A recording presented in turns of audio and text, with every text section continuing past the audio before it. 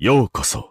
यो होला अमिगो लॉन्डो। तुम्हें पता है बस कुछ ही दिनों में ब्लीच का final arc slash final season air होने वाला है, तो अपन ने सोचा क्यों ना ब्लीच वर्स के जो टॉप 10 बानकाई है उसके ऊपर एक वीडियो बनाया जाए। देखो आई एम प्रीटी श्योर तुमने चाहे ब्लीच देखा हो या फिर ना हो, तुम्हें ब्लीच रिलेटेड दो चीज तो मालूम है ही है। First the goat, the real author, the real writer of Bleach, Aizen sama, and second Bankai. पूरे ब्लीच सीरीज के अंदर ऐसे बहुत सारे कैरेक्टर्स हैं जो कि बानकाई यूज करते हैं। कुछ के बानकाई स्ट्रॉन्ग है और कुछ के बानकाई वीक है, और इस वीडियो में अपन पूरे ब्लीच सीरीज के अंदर जो टॉप 10 स्ट्रॉन्गेस्ट बानकाई है उसके बारे में ही बात करूंगा। तो चलो यार देर किस बात की, और ज्यादा टाइम पास ना करते हुए बढ़ते हैं बानकाई की तरफ। और हाँ, वीडियो शुरू करने से पहले एक और चीज बता दूं, इस वीडियो के अंदर मैं कुछ ऐसे बानकाई के बारे में बात करूंगा जो कि अभी तक एनिमे के अंदर दिखाया नहीं गया है। सो अगर तुम बिना स्पॉयलर्स के ब्लीच का फाइनल सीजन एंजॉय करना चाहते हो देन तुम इस वीडियो को स्किप कर दो। 挽回千本桜影吉。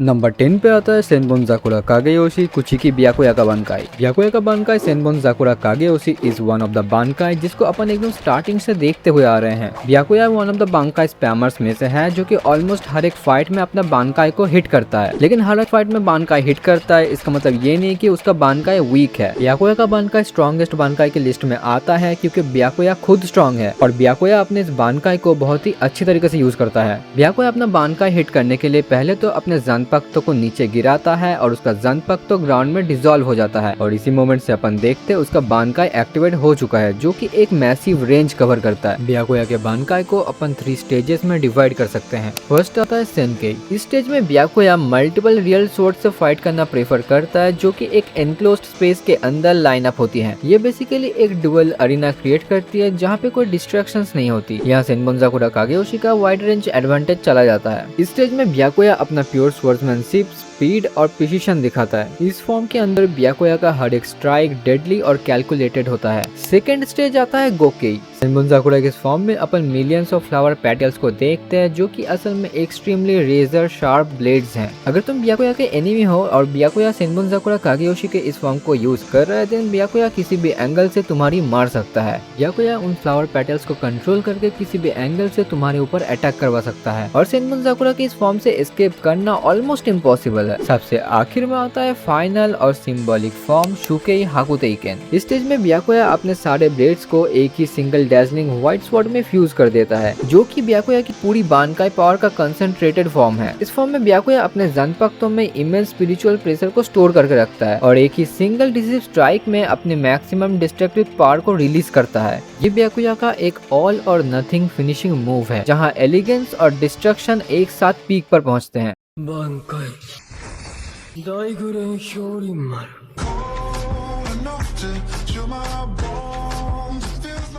नंबर 9 पे आता है तोशिरो हित्सुगाया का बानकाई दाइगुरेन ह्यूरिनमारू। ब्याकुया की तरह तोशिरो भी वन ऑफ द बानकाई स्पैमर्स में से है जो कि अपने हर एक फाइट में बानकाई यूज करता ही करता है। लेकिन व्हाट इफ मैं तुम लोगों को कहूँ तोशिरो ने दाइगुरेन ह्यूरिनमारू को अपने फुल पोटेंशियल में कभी भी यूज किया ही नहीं। देखो लॉन्डो, यहाँ पे बात हो रही है तोशिरो की कंप्लीटेड बानकाई की। हाँ तुमने सही सुना, आज तक अपन ने जो एनिमे के अंदर दाइगुरेन ह्यूरिनमारू देखा है वो कंप्लीटेड नहीं है। लेकिन 1000 Years of Blood War arc code 4 में अपन लोग फॉर द फर्स्ट टाइम दाइगुरेन ह्यूरिनमारू का कंप्लीटेड फॉर्म देखते हैं। कोड 4 के जिस मोमेंट में तोशिरो अपना बानकाई हिट करता है उसी मोमेंट में अपन देखते हैं तोशिरो एडल्ट बन चुका है। तोशिरो के नॉर्मल दाइगुरेन ह्यूरिनमारू से जो नोटिसेबल डिफरेंस है तुम इस पैनल में देख सकते हो। तोशिरो के बानकाई हिट करने के बाद जो नॉर्मली 3 फ्लावर्स होते हैं विद 12 फ्लावर पेटल्स वो है ही नहीं। अपन लोगों को लगता था तोशिरो के ये जो फ्लावर पेटल्स है वो एक्चुअली टाइम लिमिट है, मगर ऐसा नहीं है। अपन देखते हैं लास्ट फ्लावर पेटल जैसे ही गायब होता है तोशिरो का बानकाई मैच्योर होके अपने फुल पोटेंशियल पे चला जाता है। देखो अगर तुम नॉर्मल दाइगुरेन ह्यूरिनमारू की बात कर रहे हो तो वो इतना स्ट्रॉन्ग नहीं है, लेकिन फुली मैच्योर्ड कंप्लीटेड दाइगुरेन ह्यूरिनमारू कुछ अलग ही लेवल पे है। देखो नॉर्मल दाइगुरेन ह्यूरिनमारू के पावर्स को यूज करके तोशिरो लोगों को फ्रीज कर सकता है, राइट, लेकिन कंप्लीटेड मैच्योर्ड दाइगुरेन ह्यूरिनमारू के पावर्स कुछ अलग ही लेवल पे हैं। कंप्लीटेड दाइगुरेन ह्यूरिनमारू के एबिलिटीज को यूज करके तोशिरो किसी भी चीज को फ्रीज कर सकता है, लिटरली किसी भी चीज को। और तुम लोग ये मत सोचो कि वो सिर्फ सरफेस लेवल पे फ्रीज कर सकता है, ऐसा नहीं है। तोशिरो तोशिरो अपने एनिमी के किसी भी एबिलिटीज, फंक्शन, इवन मैटर तक को फ्रीज कर सकता है और साथ ही अपने एनिमी के मूवमेंट, पावर और रीजनरेशन स्किल तक को फ्रीज कर देगा वो। इवन कोड 4 में कंप्लीटेड दाइगोरन ह्यूरेमारू के एबिलिटीज को यूज करके तोशिरो ने जिराड वैल्करी के मिराकल तक को फ्रीज कर दिया था टेम्पररी कुछ टाइम के लिए। लेकिन हाँ, इस बानकाई का बस एक ही वीकनेस है, तोशिरो इसको लिमिटेड टाइम के लिए यूज कर सकता है।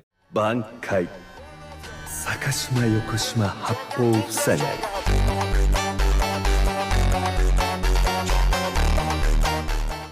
नंबर 8 पे आता है शिंजी हिरागो का Bankai Sakashima Yokoshima Happo Fusagari. Honestly ये one of the most underrated Bankai है। अगर तुम्हें लगता है शिंजी का बानकाई स्ट्रॉन्ग नहीं है देन ट्रस्ट मी यार, तुम गलत हो। ये बानकाई इजीली टॉप 10 में आना ही चाहिए और इसका रीजन सिंपल है। जिस मोमेंट पे शिंजी अपना बानकाई हिट करता है उसी मोमेंट से एनिमीज के एल लगना स्टार्ट हो जाते हैं, क्योंकि शिंजी के बानकाई की एबिलिटी सीधा एनिमी के दिमाग से खेलती है। उनके लिए राइट, लेफ्ट, अप, डाउन सब उल्टा हो जाता है। और लॉन्डो सबसे डेंजरस पार्ट क्या है पता है? वो फ्रेंड और फो में कोई डिफरेंस बता ही नहीं पाते। मतलब एलाइज ही एक दूसरे को अटैक करना स्टार्ट कर देते हैं, जिससे पूरे बैटलफील्ड में चारों तरफ सिर्फ केओस ही होता है। और फन फैक्ट, शिंजी को कुछ करना भी नहीं पड़ता। शिंजी अपना मस्त बैठ कर तमाशा देखता है, एनिमी आपस में ही निपट जाते हैं। ये बानकाई स्पेशली 1 वर्सेस 1 के लिए नहीं बल्कि मल्टीपल ओपोनेंट्स के अगेंस्ट ब्रोकन है। फॉर एग्जाम्पल, जैसे कि अपन लोगों ने bleach 1000 Years of Blood War code 2 में देखा है, शिंजी अकेले ही मल्टीपल ओपोनेंट्स को पेल देता है और वो भी 0 एफर्ट में। लेकिन इस बानकाई का एक मेजर वीकनेस भी है और वो वीकनेस है अगर शिंजी के टीममेट्स उसके बानकाई के रेंज में आ गए देन वो भी सेम इफेक्ट में आकर एक दूसरे पे अटैक करना स्टार्ट कर देंगे। इसीलिए शिंजी इसको हर सिचुएशन में यूज नहीं करता। शिंजी इस बानकाई को सही जगह और सही टाइम पे ही यूज करता है, जब उसके टीममेट्स आसपास ना हो। क्योंकि अगर सिंपल भाषा में बोला जाए देन शिंजी के टीममेट्स ही उसके बानकाई की वीकनेस है and that's exactly why this Bankai deserves the spot in this list. बानकाई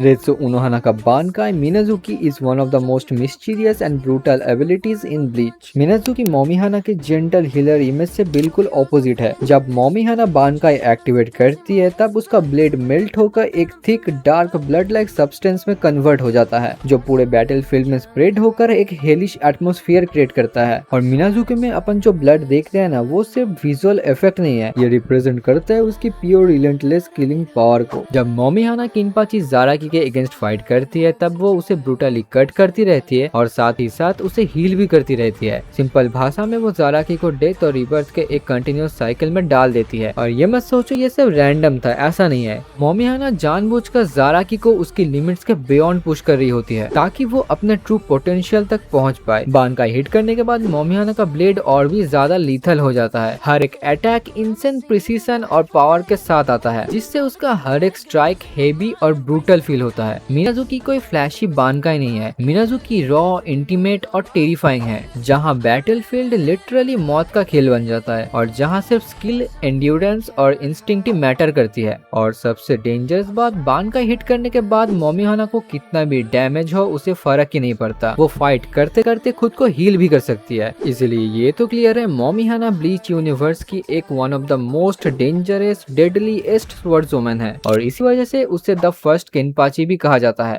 その力の名前はね、挽回だよ。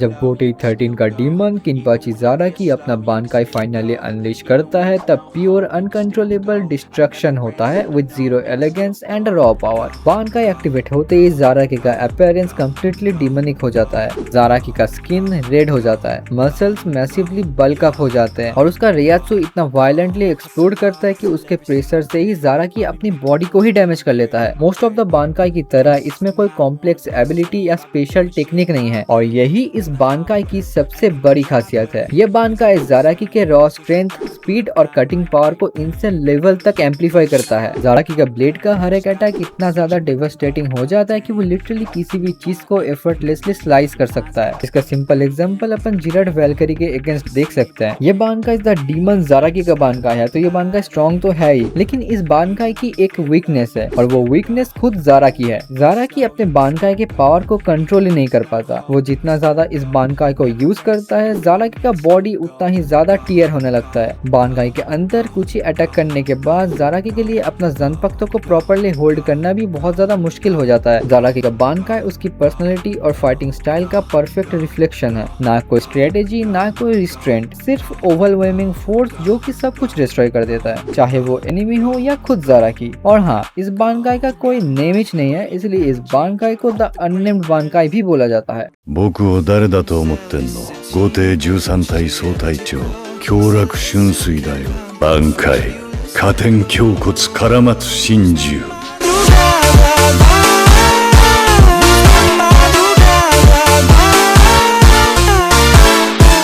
क्योराकु शुनशुई का बानकाई कातेन क्योकोत्सु कारामात्सु शिंजू एक ऐसा बानकाई है जिसको सुनते ही तुम्हें गूज बम्स आ जाते हैं। ये एक डेडली बानकाई है जो बैटलफील्ड को एक ट्रेजिक प्ले में कन्वर्ट कर देता है, जहाँ क्योराकु और उसका एनिमी दोनों ही 4 एक्ट्स को प्ले करते हैं। फर्स्ट एक्ट है तामेराई किजुनो वाकाचियाई। इस फेज में क्योराकु और ओपोनेंट के बीच में एक इनविजिबल कनेक्शन बन जाता है, जहाँ दोनों एक दूसरे के उंड्स को शेयर करते हैं। मतलब अगर ओपोनेंट क्योराकु को कट करेगा तो वही कट उसको भी फील होगा, और अगर क्योराकु खुद को ही हर्ट करे देन एनिमी उतना ही डैमेज लेगा। ये एक्ट ओपोनेंट को फोर्स करता है कि वो अटैक करने से डरे, क्योंकि हर एक स्ट्राइक उस पर भी वापस आता है। सेकंड एक्ट है जानकी नो शितोने। यहाँ से स्टोरी और भी डार्क हो जाती है। इस फेज में ओपोनेंट के बॉडी पर एक डिजीज स्प्रेड होने लगता है, जैसे कि इन्फेक्शन। उनके उंड और भी ज्यादा खराब होते जाते हैं, बॉडी वीक होने लगती है और वो धीरे धीरे मरने लगते हैं बिना क्योराकु को एक्टिवली अटैक किए। ये एक्ट बेसिकली ओपोनेंट को इंटरनली डिस्ट्रॉय कर देता है, जैसे कि गिल्ट और सफरिंग उन्हें खा रही हो। थर्ड एक्ट का नाम है दानग्यो नो फुची। इस फेज में एनवायरनमेंट चेंज हो जाता है और ओपोनेंट को लगता है कि वो डीप वाटर में डूब रहा है। ये सिर्फ एक इल्यूजन नहीं है, वो फिजिकली सफोकेट करने लगते हैं, ब्रीथ नहीं कर पाते और एस्केप करना ऑलमोस्ट इम्पॉसिबल हो जाता है। इस एक्ट का मेन पर्पस यही है ओपोनेंट को कम्प्लीटली होपलेस और हेल्पलेस कर देना। और इस एक्ट में क्योराकु का एनिमी ना अटैक कर पाता है, ना ही प्रॉपर्ली मूव। फोर्थ और फाइनल एक्ट का नाम है इतोकिरी बासामी चीजोमे नो नोदोबुए। ये एक्ट क्योराकु का फिनिशिंग मूव है। इस एक्ट में एक इनविजिबल थ्रेड ओपोनेंट के गले के अराउंड रैप हो जाता है और धीरे धीरे वो टाइट होता जाता है एंड फिर एक ही चुटकी में वो थ्रेड क्योराकु के ओपोनेंट का सर धड़ से अलग कर देता है। देखो, इस एक्ट तक पहुंचते पहुंचते ओपोनेंट ऑलरेडी वीक, ब्रोकन और एग्जॉस्ट हो जाता है, इसीलिए इस एक्ट से बचना नेक्स्ट टू इम्पॉसिबल हो जाता है। और अगर बात करें इस बानकाई के वीकनेस की, तो ये क्योराकु के टीममेट्स ही हैं, क्योंकि ये बानकाई एक मैसिव एरिया कवर करता है, जिसमें अगर क्योराकु के टीममेट्स आएंगे देन वो भी इस प्ले के अंदर पार्टिसिपेट करेंगे। तुम इस बानकाई को सोल सोसाइटी के अंदर काइंड ऑफ बैंड बानकाई बोल सकते हो। क्योराकु के पास जब कोई अदर होप नहीं बचता तभी वो इस बानकाई को यूज करता है। 戦いですよ。負けたら死ぬっす。死なないために死ぬほど準備することなんてみんなやってることでしょ。挽回、観音開き、紅姫改め。 Matadora, teu jogo sujo não me controla. किसके उड़ाहरा का बानकाई कान्नोनबिरा की बेनहिमे आरातामे मेरा फेवरेट बानकाई है। जब उड़ाहरा फाइनली हिट्स इस बानकाई कान्नोनबिरा की बेनहिमे आरातामे, ये क्रिएट करता है एक मैसिव हंटिंग फेमिनाइन फिगर को, जो रिप्रेजेंट करता है the true form of Benihime's power. इस बानकाई का पावर डिस्ट्रक्शन है या रिकंस्ट्रक्शन है, वो भी एक फंडामेंटल लेवल पे। देखो, मैं एकदम सिंपल वे में इस बानकाई को एक्सप्लेन कर रहा हूँ। किसके उड़ाहरा का बानकाई कान्नोनबिरा की बेनहिमे आरातामे चीजों को लेगो पीसेस की तरह ट्रीट करता है। मतलब कोई भी ऑब्जेक्ट, बॉडी या स्ट्रक्चर एक सॉलिड चीज नहीं है। उड़ाहरा उसे छोटे छोटे पार्ट्स में खोल सकता है, लाइक सिलाई तोड़ना, और फिर उसे वापस अपने हिसाब से जोड़ भी सकता है। फॉर एग्जाम्पल, अगर उसका हाथ इंज्योर्ड हो जाए देन वो अपना हाथ को ओपन करके अंदर से रिपेयर करके परफेक्टली वापस जोड़ भी देगा। In short, instant healing. मगर उड़ाहरा का ये पावर हीलिंग से बहुत ज्यादा बियॉन्ड जाता है। अगर उड़ाहरा चाहे देन वो खुद को मिड फाइट में अपग्रेड भी कर सकता है, लाइक वो अपने मसल्स को रिस्ट्रक्चर कर सकता है फॉर बेटर परफॉर्मेंस, और इवन उड़ाहरा अपने आइज को भी मॉडिफाई कर सकता है टू काउंटर एबिलिटीज, जो कि उसने किया भी है कोर 4 में आस्किंग के अगेंस्ट। उड़ाहरा अगर चाहे देन वो स्ट्रॉन्ग एनिमी को अंदर से ओपन करके उनके इनसाइड्स को रीअरेंज करके उनके स्ट्रक्चर को कम्प्लीटली डिफॉर्म कर देगा। डिफेंस में वो डैमेज एरियाज को रीबिल्ड, अटैक्स को रीडायरेक्ट, इवन एनवायरनमेंट तक को वो रीशेप कर सकता है। वो वॉल, ग्राउंड, इवन स्पेस तक को मैनिपुलेट कर सकता है। लेकिन तुम लोग ये मत सोचो कि ये बानकाई कोई इंस्टेंट गॉड पावर है जो बस एक्टिव एक्टिवेट होते ही सब कुछ खत्म कर देता है, ऐसा नहीं है। ये एक रेंज के अंदर काम करता है और हर एक चीज को चेंज करने के लिए उराहारा को सोच समझ के प्रिसिशन के साथ एक्शन लेना पड़ता है। मतलब वो हर वक्त मूव प्लान करता रहता है। इसीलिए ये बानकाई इतना ज्यादा डेंजरस है, क्योंकि किसी ओपोनेंट के साथ फाइट जितनी लंबी चलती है उराहारा उतना ही ज्यादा समझता है, चीजों को एडजस्ट करता है और सिचुएशन के हिसाब से सब कुछ मॉडिफाई करता रहता है। सिंपल भाषा में ये बानकाई पावर से नहीं दिमाग से जीतता है। उराहारा लिटरली फाइट के बीच में रियलिटी को थोड़ा थोड़ा एडिट करके एनिमी की मारता है और ये बानकाई सबसे अच्छा 1 वर्सेस 1 के अंदर काम करता है। 挽回残火の太刀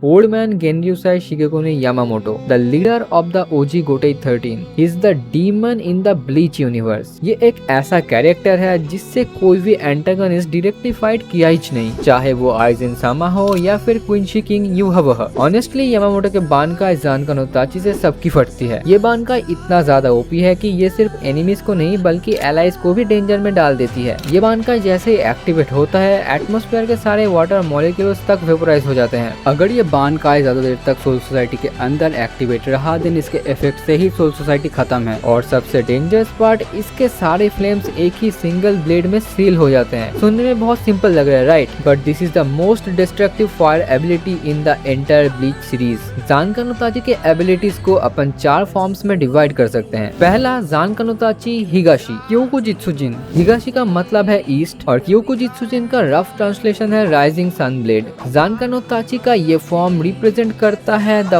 फर्स्ट लाइट ऑफ डिस्ट्रक्शन को। इस फॉर्म में यामामोटो के जितने भी फ्लेम्स है वो कंप्रेस्ड हो जाते हैं उसके जंपक्टो के एज में, सो कोई भी विजिबल फ्लेम्स नहीं रहते और जितना भी हीट है वो एक ही सिंगल पॉइंट में स्टोर रहने के कारण जंपक्तो का वो पॉइंट अगर किसी भी चीज को टच करेगा देन वो चीज इंस्टेंटली खत्म हो जाएगा। सेकेंड, जानका नो ताची निशी जानित्सु गोकुई। निशी का मतलब वेस्ट एंड जानित्सु गोकुई का रफ ट्रांसलेशन है sun's remains prison garment. Zanka no Tachi का ये फॉर्म रिप्रेजेंट करता है the lingering heat of the setting sun. इस फॉर्म में यामामोटो का बॉडी और जंपक्तो इनविजिबल फ्लेम से कोटेड रहते हैं, जिन फ्लेम्स का टेम्परेचर नियरली 15 मिलियन डिग्रीज होते हैं, जो कि बोथ आर्मर और वेपन दोनों का काम करते हैं। तो तुम समझ ही सकते हो अगर कोई भी चीज उनके कांटेक्ट और इवन यामामोटो के आसपास भी आती है वो चीज खत्म है। थर्ड, जानका नो ताची मिनामी काका जुमानोकुशी दाइसोजिन। मिनामी का मतलब साउथ एंड काका जुमानोकुशी दाइसोजिन का रफ ट्रांसलेशन है great funeral procession of 10 trillion fire deaths. ये फॉर्म रिप्रेजेंट करता है डेथ एंड पास्ट को। इस फॉर्म में यामामोटो बर्न स्केलेटन्स को समन करता है जिनको उसने कभी मारा था और ये जितने भी स्केलेटन्स है वो जमीन के अंदर से निकलते हैं to attack the enemy, not just physically but also psychologically. Yamamoto के एनिमी को उन सभी काउंटलेस डेड कॉर्प्सेस से फाइट करना पड़ता है जिनको यामामोटो ने कभी मारा था और काका जुमानोकुशी दाइसोजिन के रफ ट्रांसलेशन से तुम समझ ही सकते हो इन स्केलेटन्स का नंबर कुछ 10 ट्रिलियन के आसपास है। That's crazy man. इसका मतलब यामामोटो ने कुछ 10 ट्रिलियन लोगों की मारी है। फोर्थ और फाइनल फॉर्म आता है जानका नो ताची कीता तेंची काइजिन। कीता मतलब नॉर्थ एंड तेंची काइजिन का रफ ट्रांसलेशन है heaven and earth reduce to ashes. ये रिप्रेजेंट करता है फाइनल एंड ऑफ एवरीथिंग को। इस फॉर्म में यामामोटो सारा कंडेंस्ड हीट को एक ही स्लैश में रिलीज करता है to deliver a devastating attack और ये अटैक उसके आने वाले पैथ में किसी भी चीज को खत्म कर देती है। ये यामामोटो का एक अल्टीमेट फिनिशिंग मूव है जिससे टोटल डिस्ट्रक्शन होता है। 挽回シャタツからがらしがらみの辻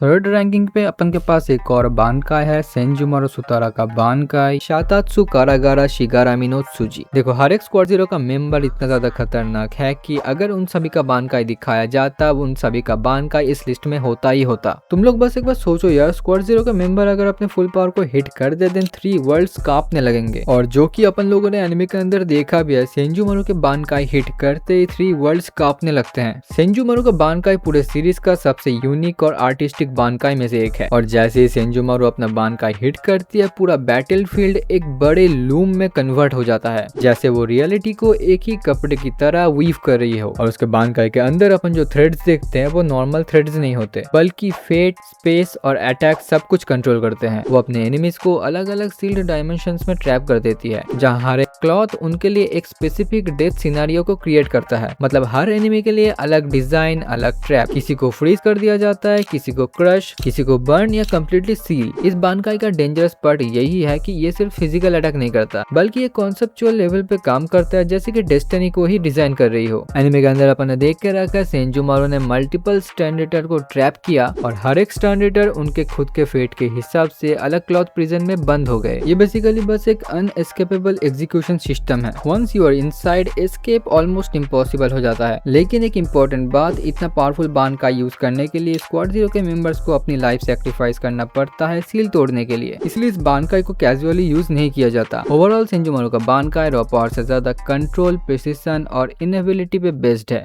真士白筆一文字最新式の言い方で言うなら挽回ということになるんかの。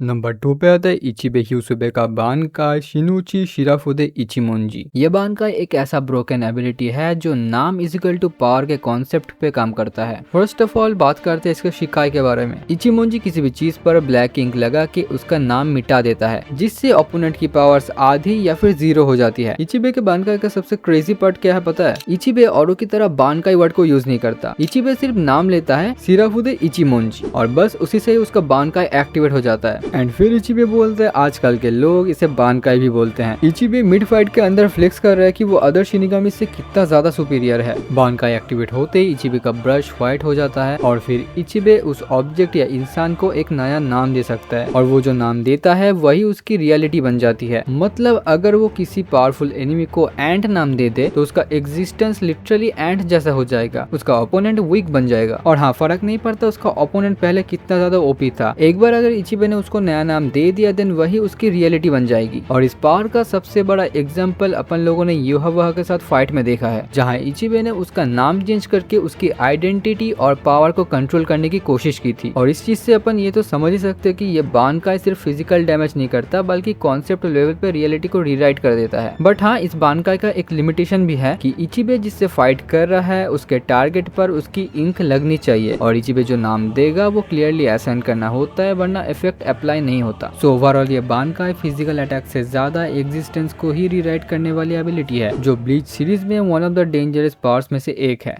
死神代行黒崎一護だ。挽回天差残月